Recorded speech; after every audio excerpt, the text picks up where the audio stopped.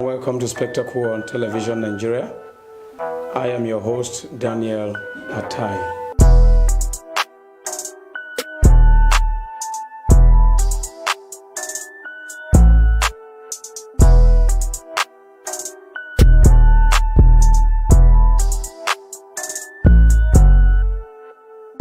Is it a war against social media or a fight against hate speech? Welcome to Spectacle. I am Daniel Atai, your host. And with me in the studio to analyze this particular subject is Lawrence Audu, our defense correspondent. Lawrence, you're welcome to Spectacle. It's a great pleasure to be here. Oh, thank you. Thank you, sir. Now, let's throw a little background into the subject. Just last month, I think this very month, the social media came into the limelight of a great attack from the government and the National Assembly as well. First of all, it was Lai Mohammed, the Minister of Information, that said that the government will do everything, will not go back against its stance against the social media, especially the hate speech and the uses of social media wrongly, the wrong use of social media. I said a stringent measure or measures will be put in place by the National Assembly to curb the menace of social media. Now, is it a war? Is it a war against social media or against hate speech? Thank you very much, Mr. Dan, for having me on the show today. As a matter of fact, I wouldn't say it is a war against the social media per se. It is a war against hate speech.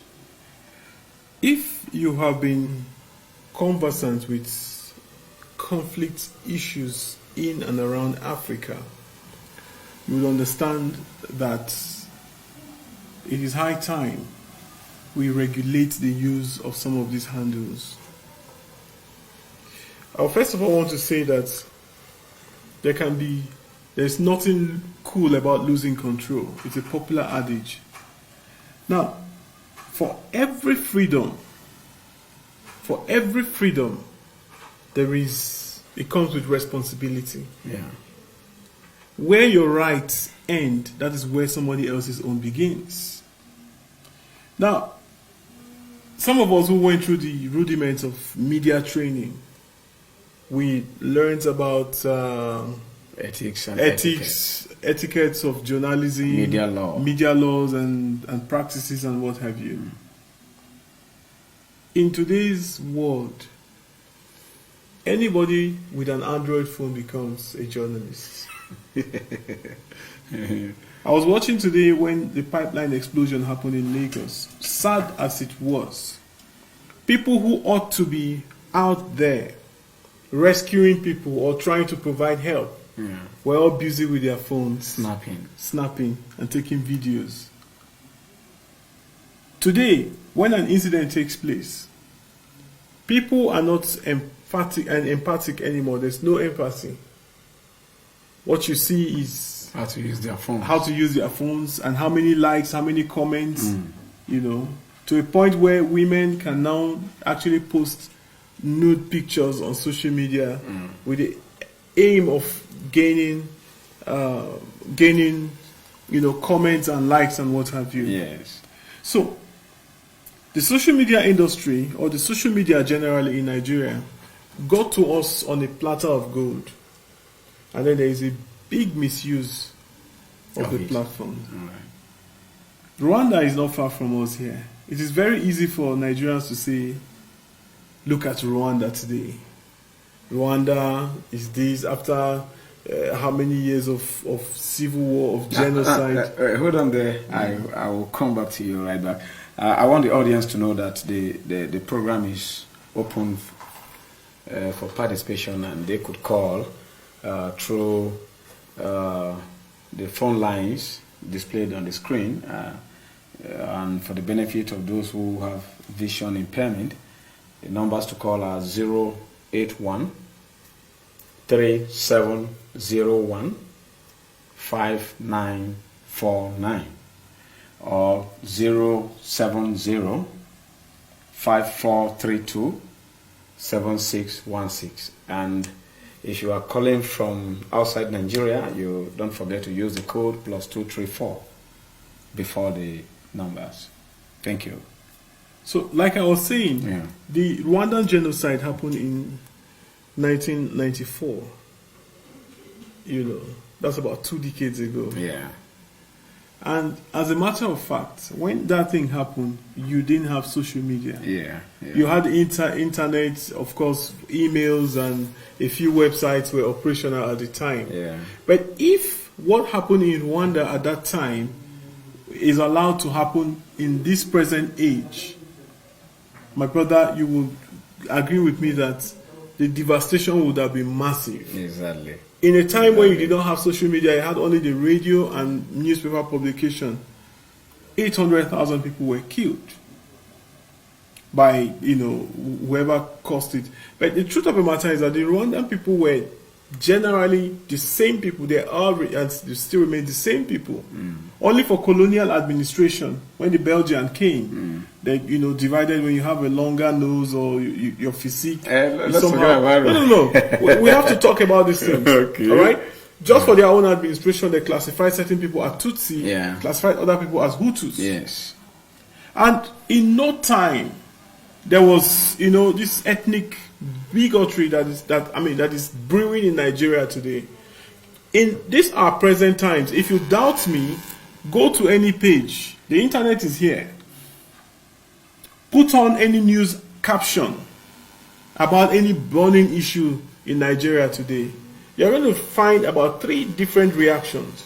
The people from the southeast, basically, their narrative is different. The people from the southwest, their narratives are different. And then those from the northern part of the country. So you have almost like 3 regions at each other's neck. Nobody agrees with anybody.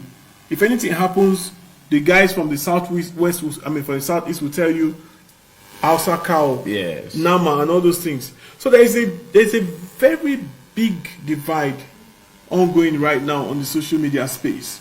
And then WhatsApp, they try to, put up certain measures to be able to curb the issue of hate speech, where somebody can sit down in his enclave and then send messages, concoct anything and spread. That could cause war. That could cause war. Not as if he's using it to pass a positive message for governance.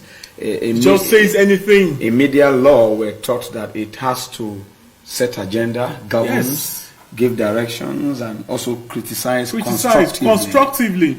But these ones, you don't have all that. What you see is somebody just writes a message. So why are people now against it? Is it because of the penalty, the death penalty? No, actually, the truth of the matter is this. You see, to be very honest, Nigerians, we've come of age and we're advancing, right? You don't just wake up from your sleep or from your slumber and then it's okay. There's going to be law against hate speech. There's going to be law to regulate social media. I believe, yes, the mainstay of my survival is through the social media because I'm a contemporary journalist. Yes. And we make our stories, of course, we are guided by the rules, right? But not everyone follows this rule. These rules are not followed by everybody. It's true, you're correct. We know exactly what we want because I believe I'm patriotic and I want the unity of this country. So anything that would escalate the already tense situation, I would not indulge in it. For instance, things like security information, we're taught that you don't expose security intelligence. For instance, in a volatile environment, 3 or 4 Eastern youths were killed in a place like Kano. And then you report that figure. Automatically, the people in Onitsha will react. There will be a reprisal. So the media is supposed to help, cushion these things. Now, that is not hate speech anymore, hate action. Yes, hate action, reprisal is hate. I mean, that is, you know. So if you come up and you say, okay, maybe for instance, 3 people were killed in Kano. Maybe it was an accident, or maybe a policeman accidentally discharged his bullet and then shoots somebody. And then the media now reports that a Hausa Fulani policeman has killed 10 Igbo youths. Yeah. No, imagine the reaction in Onitsha. Yeah. Imagine the reaction in Aba. Imagine the reaction in the southeastern part of the country. It will be devastating. Yeah. So it is incumbent on the media to be able to, you know, try to regulate these things. Try as much as possible to be truthful. As much as you can, you must be objective. As much as you can, you must be able to set agenda. Yeah. But in the absence of these things, like as it is now, somebody can, with your mobile, your Android, and a small tripod or a monopod, you can record a speech, cut it, edit, throw it to Facebook or to any of this, and then it will go viral. Yeah. So what that law actually tried to do was to see if they can be able to curtail the aspect of hate speeches. Now, how are they going to do that?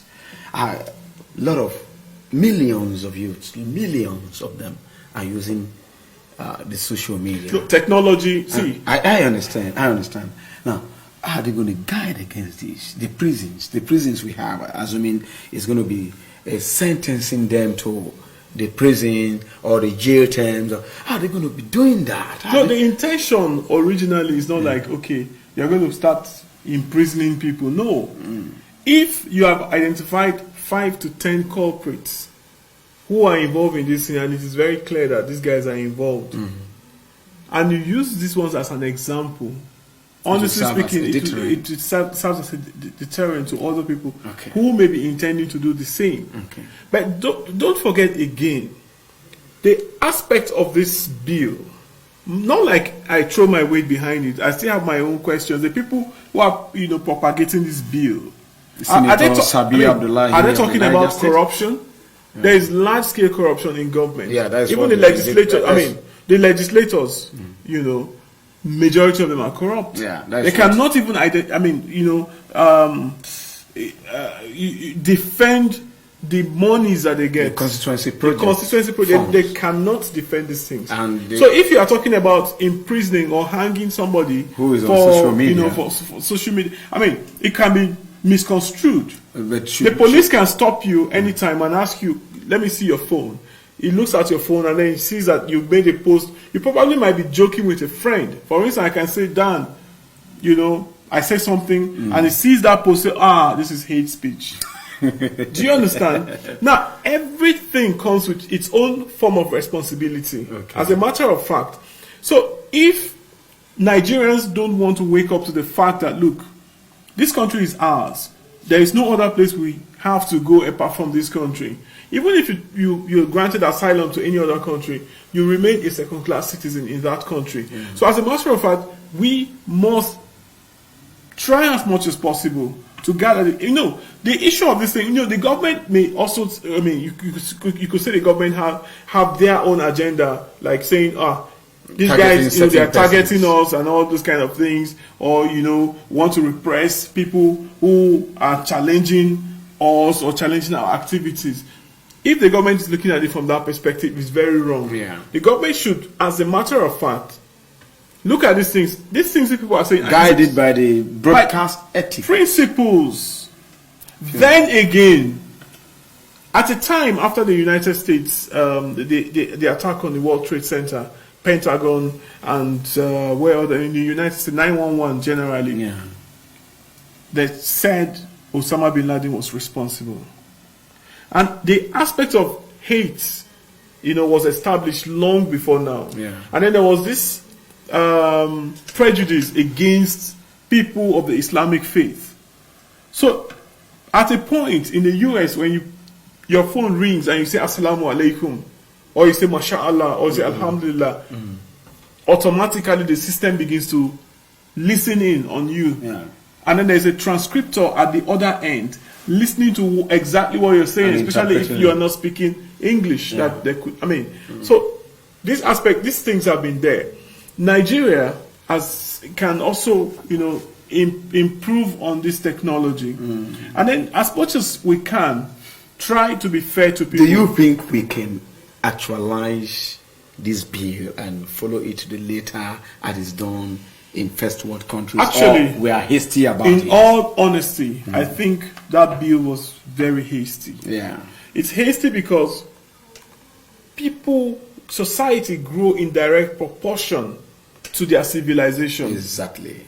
So if you wake up one morning and you say you are regulating social media, you want to talk about hate speech, what is your definition of a hate speech? Let me ask, even if they could define hate speech and hate actions, do they have the technology to track down pseudonyms already? No, actually for that one is very easy. You had somebody who was going by Wendell Lindley or whatever he calls himself, the former spokesman, one-time media aide to President Jonathan. I'm talking about without the assistance of the MSDN service providers. No. Let me tell you something. It was just a simple device they used. I'm talking about, what's this man's name? Reno Mokri. Yeah. Who hid behind a pseudonym. Yeah. He hid, created a Twitter account using somebody's name, Wendell Lindley. That was what he was using at the time. And it was that same broadcast that brought down somebody like Sanusi Lamido because they blackmailed him. Even though Sanusi had decided not to talk about that issue as of now. Yeah. But then, there's one honest man that I know. Somebody came up, looked at the background of that, of that Twitter account, traced it to a particular email, and then the IP address that has been registered on a particular desktop, was able to identify the man behind that thing. So it's very simple. All right. It's technologically driven. It's not an aspect where you have to get the police to come and do their crude method. No. We're talking about technology here.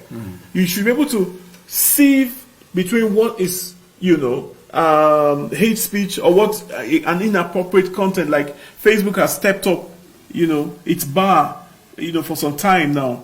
You get to a point where you post something on Facebook, and Facebook flags you down. It has happened to me a number of times. But I'll also give you option to see, is this thing I just posted, right?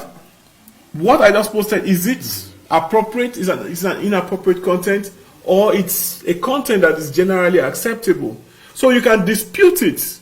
Are you with me? Yeah. You can dispute it. So technology can be able to identify what aspect is hate, what aspect is is intended, to cause mischief. But again, I still think that Nigeria is not ripe for all these bills yet. Okay. There are so many other issues to deal with. Okay. What is the National Orientation Agency doing? I have said this times without number that the National Orientation Agency in Nigeria is dead. Completely dead. It's dead because there's nothing. Any money that the government is putting into that agency, they are wasting it. Some people are just sitting down collecting salaries in that agency for nothing. They're not doing anything. The National Orientation Agency, as far as I'm concerned, is dead. If the National Orientation Agency is up and doing, you would have been sensitizing Nigerians on, ethics, values, societal values, things that are, that are sequel or that are in tandem with our culture and civilization. Yeah.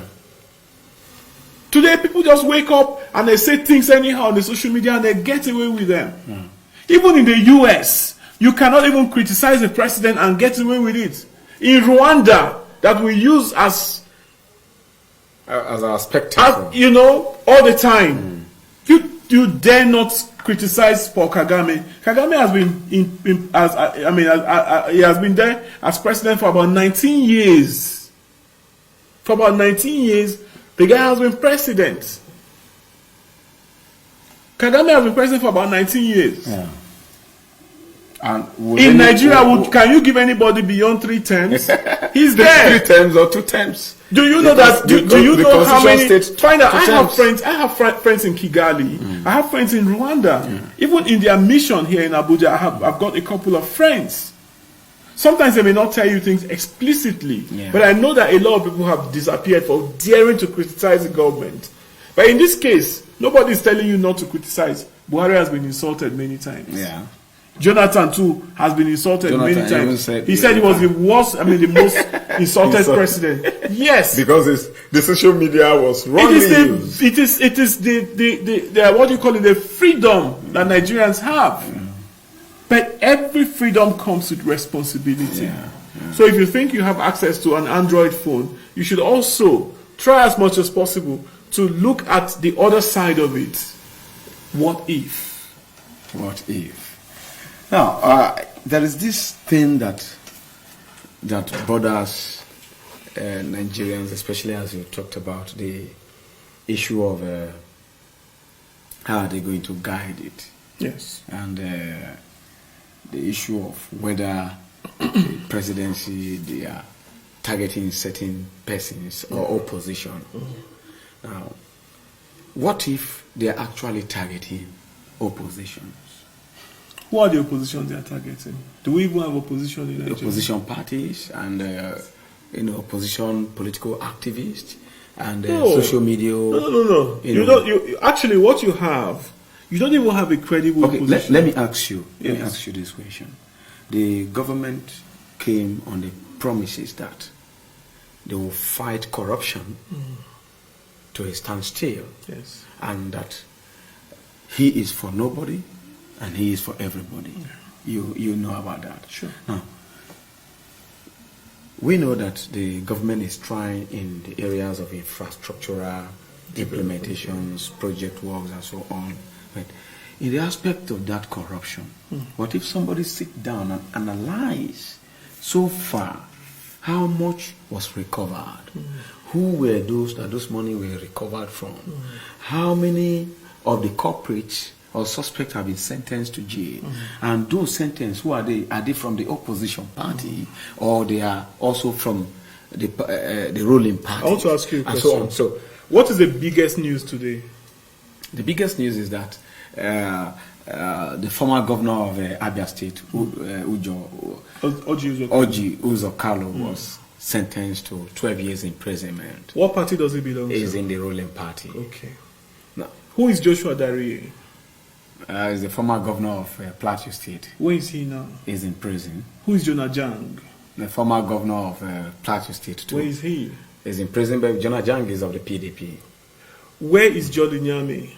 All right. You have some points. So it means you have justified Mr. President. And had it been, okay, if that is the case, should we allow this social media, because we have social media guide bill and then we have hate speech bill pending at the National Assembly. See, the issue of social media, yeah.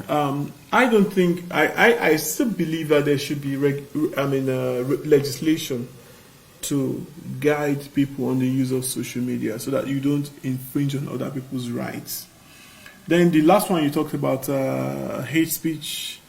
I can't remember the last hate speech bill. Hate speech. We only clamor that the capital punishment attached to it should be attached to corruption. I am of that opinion, so yes. I'm of the same school of thought. Yeah. But you see, for the hate speech has the propensity to destroy a nation. Yeah.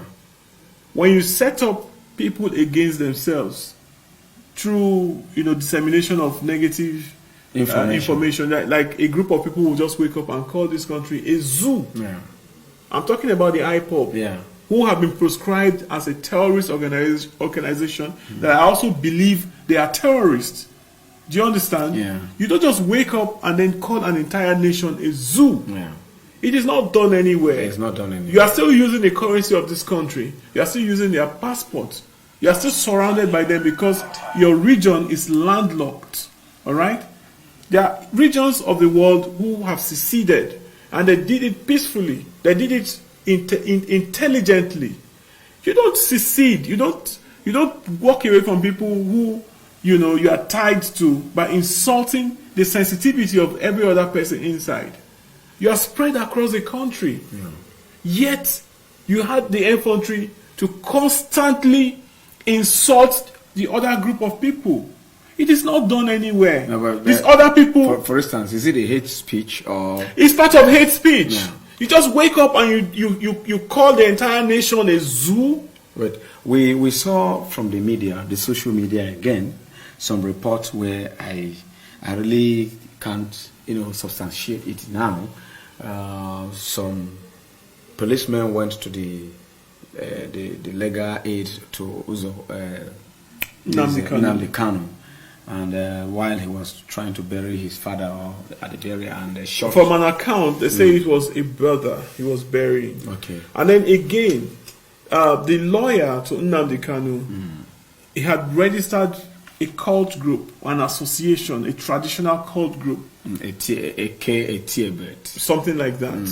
So he registered that group, trying to create a faction. It was, running before, and then the community understood how these things were being played out. It was a mutual arrangement. But because of rivalry and then quest for power, for further control, he had to register his own, and the other guys desisted and, formed another group away from his own. Okay. And then this same guy who is a lawyer to, I don't forget that they have a militia group. Yes. They may not be seen to be carrying sophisticated arms at the moment, but don't forget that Anambra State, pump action and some of those lesser weapons are everywhere. Yeah. The vigilante groups, they use it. I served in Anambra, and I'm very familiar with the terrain. All right? So the action of the police was actually... The police actually went there after a distress call. And considering the caliber of person involved in that incident, the police had to go there. I mean, the senior police officer, the area commander of Orifite, and the SAS commander in Anambra State, these are two high-profile people. These are not just small policemen. Went there to douse tension, and what did they get in return? They were killed. They were killed. Now, their vehicle driven to the market square, burnt to ashes, and their bodies burnt. How do you justify that? A rival cult groups that belong to the proscribed terrorist group IPOB, had a clash amongst themselves, and law enforcement agencies stepped in to douse tension, and they were killed. For instance, they also allege that 10 people were killed by the police. Yeah, that is why I want to leave. They also allege that a house was burnt. Up to this moment, before I got into the studio, I have not seen the picture of anybody who was even slapped. No, I saw some pictures. I saw 10 cops. But what where? From on the social media. Did you try to run a fact check? To ascertain that is why I want to link. I want to link it to this social media usage. That kind of picture. For instance, we too were guided not to post certain pictures that have hard content and content that could make people afraid or that could cause problem in the country or disunity. No, that I saw about 10 or 12 pictures of dead bodies allegedly that the policemen killed before. If you run that picture through Google, through the fact check machine, you're still going to find out that those pictures probably took place in Bauchi or in one part of the country. It might not even be related. Right. So, and that is what the social media bill is trying to guide. All right. I think we will throw more light on this topic again. I will bring another analyst for us to look from the perspective of the opposition and what they have to say. But so far, so good. It will be nice on the show today, Lawrence Ado, and thanks for being here with me. Thank you very much for having me. You're welcome. Now, this is where Spectacle will stop today. Don't forget to visit our social media platforms to check on the news and the videos that are there for your watching and listening pleasure. We have the TNN, the Nigerian news stand is also there in our Twitter handle at TV Nigerian, and you can follow us too on our Facebook page. Just search for Television Nigerian and then like the page and continue to follow us and watch our daily programs. We are also on Instagram at Instagram at TV Nigerian. You like the page and continue to follow us from there too. Also, in all the social media handles, we are there. And Spectacle, again, is open for sponsorship in case you want us to tell the world about your blueprint, your visions, your achievements, your scorecards, and so on. You can call the numbers displayed on your screen, and you will reach us live, and we'll take you to our marketing department and collect all the videos you have, your documentaries, and we can also come to your place and do the needful for you. Ours is to serve you better. I've been your host, Daniel Atai, and thanks for watching. Welcome to Spectacle on Television Nigeria.